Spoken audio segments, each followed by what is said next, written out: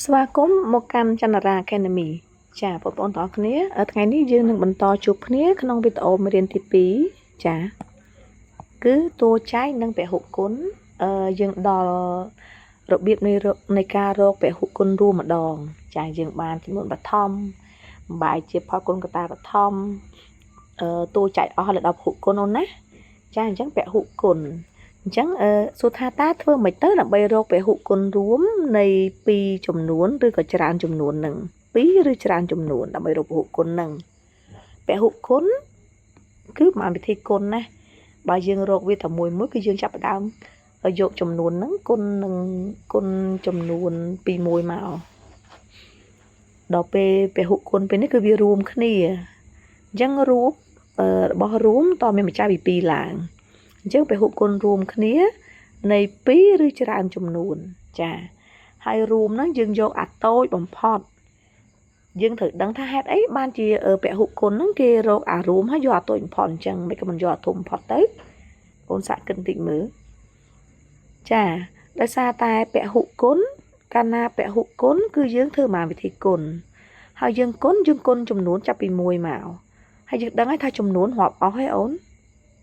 រាប់អស់ទេចំនួនណោះវាទៅមុខរហូតវារាប់អត់អស់ទេអញ្ចឹងបើយើងចង់យកអាគុណរួមធំបំផុតហ្នឹងអូយគុណរមឃើញទេអញ្ចឹងបានគេយកអាតូចបំផុតចាតើអូនពិនិត្យមើលនីតិវិធីរបស់គេអញ្ចឹងដើម្បីរកពហុគុណរួមហ្នឹងទី1គឺយើងបំបែកជាផលគុណកតាបឋមបំបែកហើយយើងរកកតារួមកតាដូចគ្នាអូនណាចាអញ្ចឹង2ហ្នឹងអូន2ចំណុចហ្នឹងអូនស្មៃមើលដូចយើងរកអីគេដែរចាដូចរកតួចែកអញ្ចឹងបានចុងក្រោយគឺយើងចាប់ផ្ដើមជ្រើសរើសយកកតារួមដែលមាននីតិសន្នធំហើយយើងចាប់ផ្ដើមគុណជាមួយនឹងកតាមិនរួមទៀតអញ្ចឹងមានថាអារួមក៏យកអាកតារួមក៏យកអាកតាមិនរួមក៏យកអាដូចគ្នាក៏យកអាមិនដូចគ្នាក៏យកហើយអាដូចគ្នាយើងយកអាធំទៀតចាហ្នឹងរបៀបធ្វើរបស់យើងណាអូនតោះអញ្ចឹងកុំឲ្យយូរយើងធ្វើទាំងអស់គ្នាឥឡូវនេះយើងរកពហុគុណរួមហ្នឹងឬក៏យើងហៅកាត់ថា PPCM នៃ12និង48តោះជំហានទី1យើងអូនជំហានទី1គឺយើងចាប់ដើមបំបែកជាផលគុណកតាបឋមតោះ12អូនចែកហ្នឹង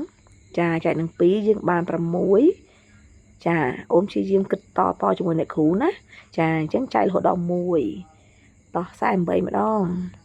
48ដូចគ្នាអញ្ចឹងចំនួនគូអូនណែកុំគិតច្រើនចែកនឹង2បាន24គូទៀតចែកនឹង2បាន12ចែកនឹង2បាន6ចែកនឹង2បាន3 1ចាអញ្ចឹងជំហានទី1យើងហើយយើងសរសេរវាជាជួរដេកមកអូន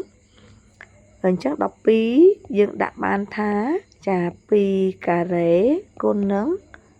3ចាអញ្ចឹងអូនចាប់ផ្ដើមសរសេរជួរដេក48មួយទៀត48របស់យើងគឺ2សេគុណបានអូនមើល2ម៉ានអ្នក2ម៉ានអ្នកអូនចាដល់ទៅ4អ្នកអញ្ចឹង2សេគុណ4គុណនឹង3ចាយើងបានជំហានទី1ណាអូននេះជំហានទី1គឺបំបែកជាផលគុណកតាបឋមតោះជំហានទី2ចារកកតារួមអាកតារួមមិនគ្នាអូនកតាហ្នឹងចាកតាដូចគ្នាណាអាណាដូចគ្នាខ្លះតោះមើលចានេះ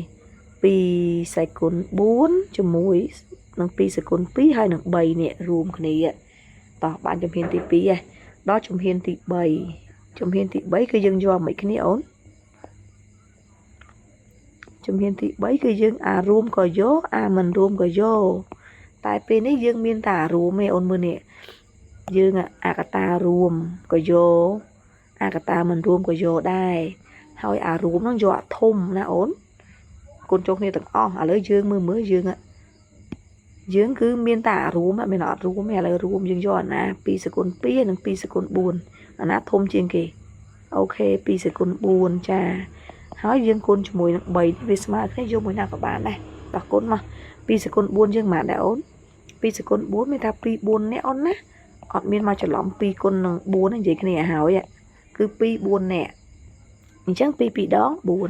buồn pi đón 7 pi đón 16 ta 16 គុណនឹង3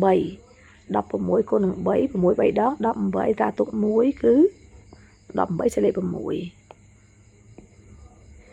ចឹងគឺ16គុណនឹង3យើងយក18តាទុក1ចាគឺ 45 8នេះចម្លើយរបស់យើងណាអូនចាតាមនីតិវិធីរបស់យើងមួយតោះយើងមានមួយខ្ទង់ទៀតតោះមួយខ្ទង់ទៀតយើងមាន3នាក់20អូនសាក់បំបែកមើលអូនបំបែកព្រៀងមើលអ្នកគ្រូចាំអូនតិចតោះឲ្យចម្លើយអ្នកគ្រូអូនបែកមកយើងបែក20បែក30ហើយនឹងបែក100 120តោះងាយអូនបែកមកមើលអ្នកគ្រូឆ្លើយតបទៅទៅមកសាក់គិតព្រៀងមើលចាតោះ20អូនចែកនឹង2បាន10អូនចែកនឹង2បាន5បាន1ហោះ30ទៀតអូន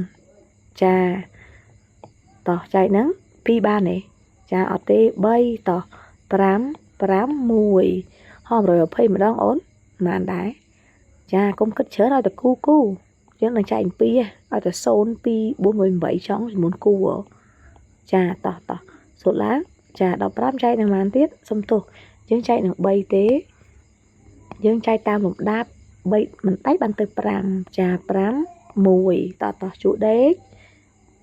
អូនជួដេកសេចស្វ័យគុណ2សេគុណបានអូខេ2សេគុណ2យើងគុណនឹង5អស់30ម្ដង2 3ហើយនឹង5 120ចាអញ្ចឹងយើងមាន2សេគុណ3គុណនឹង3ហើយក៏គុណនឹង5តោះអូនជំនាញទី1ចប់ហើយចូលទី2មិនដែរអូនចារកកតារួមនេះកតារួមអូខេតោះរកកតារួមបានហើយយើងចាប់ផ្ដើមអារួមក៏យកអាមិនរួមក៏យកហើយអារួមអូនយកអាតូចក៏យកអាធំអូនចាយកអាធំ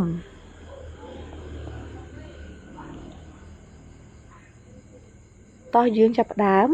មើលកតារួមក៏យកអាមិនរួមក៏យកឥឡូវអារួមយកអាធំអូនមើលនេះអា2នេះយកអាណាអាជួ2នេះយកអាណាអូនអាគេធំជាងគេចាគឺយើងមាន2សេគុណ2ទៅទេ2សេគុណ3យកអាធំ2សេគុណ3ចាហោះអា3នេះយកអាណាអូនចាគឺយើងយក3តែម្ដងវាស្មើគ្នា5យក5តែម្ដងចាអូនគុណចូលគ្នាមក2សេគុណ3ហ្នឹង2 3នេះគឺ8ចាតោះយើងគុណ8និង5មុនណាស្រួល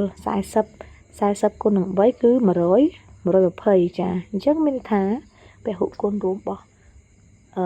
របស់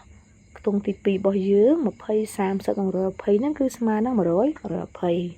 អូនមើលណាយើងធ្វើតាមលំដាប់ដោយរបស់យើងណាទី1គឺបំបែកជាបគុណកតាបឋមរួចហើយជ្រើសរើសកតារួមបន្តមកអារួមក៏យើងយកអាមិនរួមក៏យើងយកលើសពីហ្នឹងអារួមគឺយកអាធំចាជានីតិវិធីរបស់យើងចាអញ្ចឹងអ្នកគ្រូមានកិច្ចការផ្ទះទាំងអស់គ្នាសូមចូលរួមធ្វើឲ្យបានទាំងអស់គ្នាហើយអាចសួរបានត្រង់ណាមិនច្បាស់ត្រង់ណាមិនទាន់យល់អីណាអូនឬក៏អាចសារវីដេអូយើងមើលទៅមកបានអរគុណច្រើនជម្រាបលា